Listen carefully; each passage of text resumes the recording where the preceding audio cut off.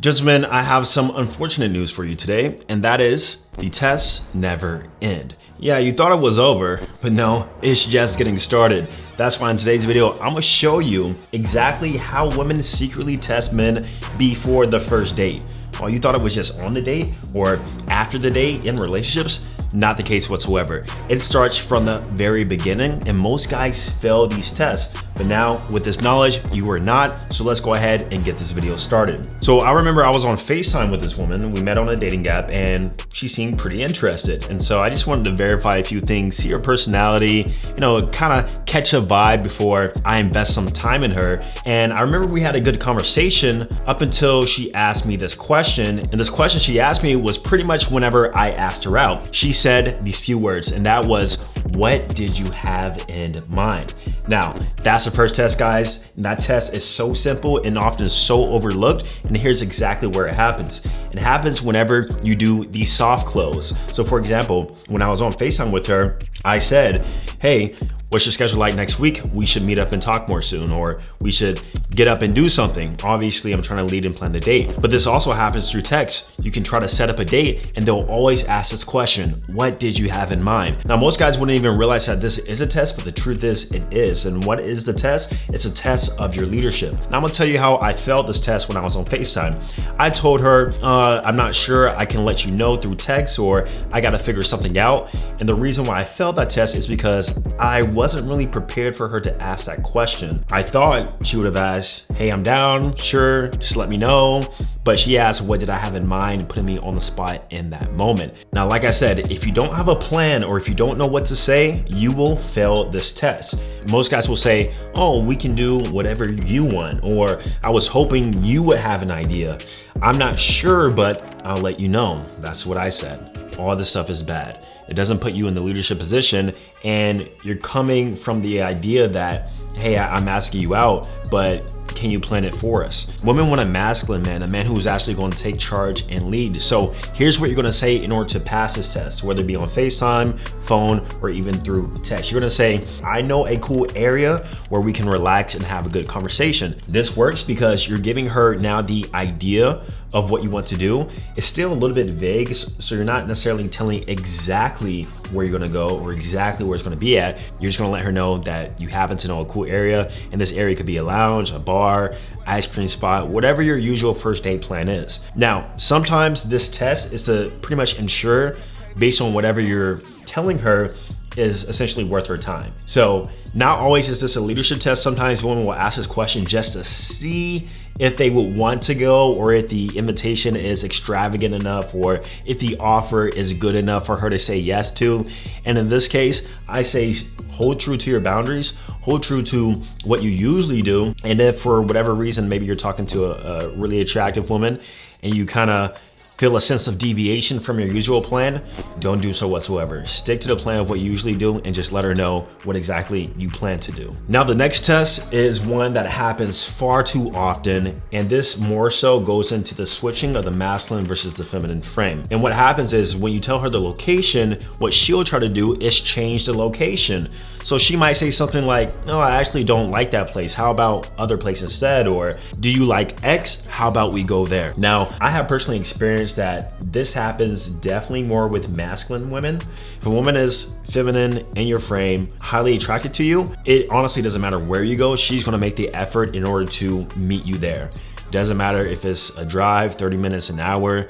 I've had a woman drive hours to come see me. In fact, I've actually had women catch flights to see me. So for a woman to tell you, "Oh, that's too far of a drive," or she really isn't feeling a particular place, this is where, once again, you have to pass the test by keeping your frame and keeping her within your frame.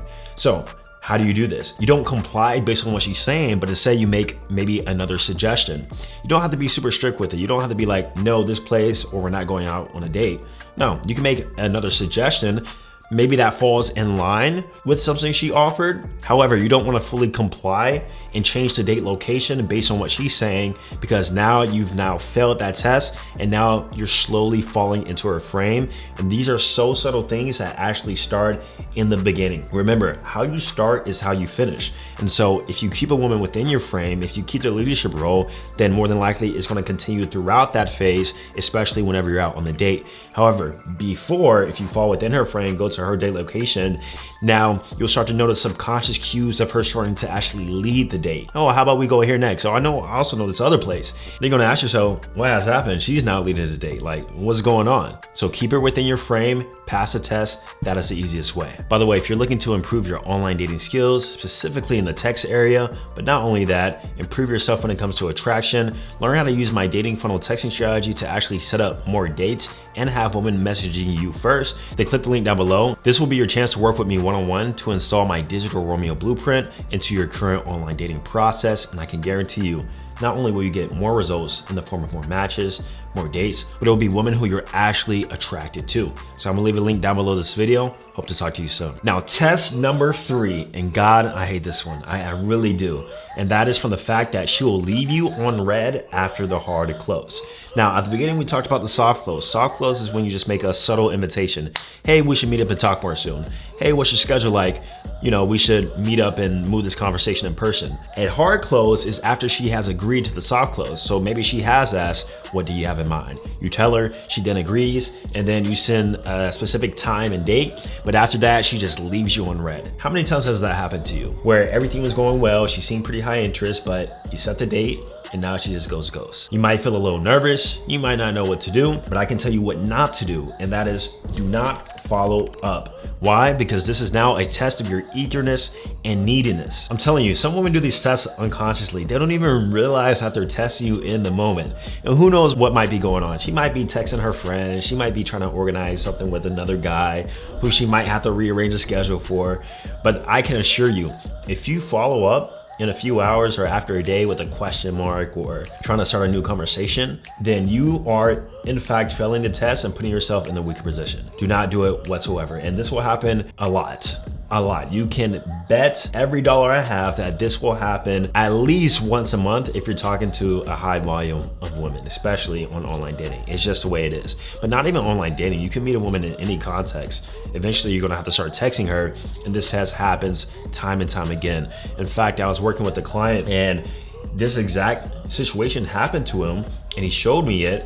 But here's what happened. It's not that he followed up, it's that she started texting him back maybe like a week later with a whole different conversation. She like wished him Merry Christmas or Happy New Year, something like that. But the previous text was him asking her out, and she just left him on red. But his mistake is that he replied to the Merry Christmas text or the Happy Holidays text. No, you're either gonna ignore her or just like the message, simple as that. Because at this point in time, she's just using you for attention. That's all she wants, and clearly she doesn't have the interest or availability in order to see you for whatever reason that she's not explaining. Point is, that's not our problem. Now, not only that, you might notice that a woman will still continue to follow you on Instagram or like your stories, like your pictures, but she still left you on red whenever you asked her out. Once again, not our problem. And I would say if there's a long time window of her maybe not hitting you back up, then simply unfollow her, unfriend her, and just move on. Like I said, if you pass these 3 tests in this video, I promise you, you're gonna set yourself apart. Once again, if you wanna work with me one-on-one, I'm gonna leave the link down below, and I'm gonna see you guys in the next video.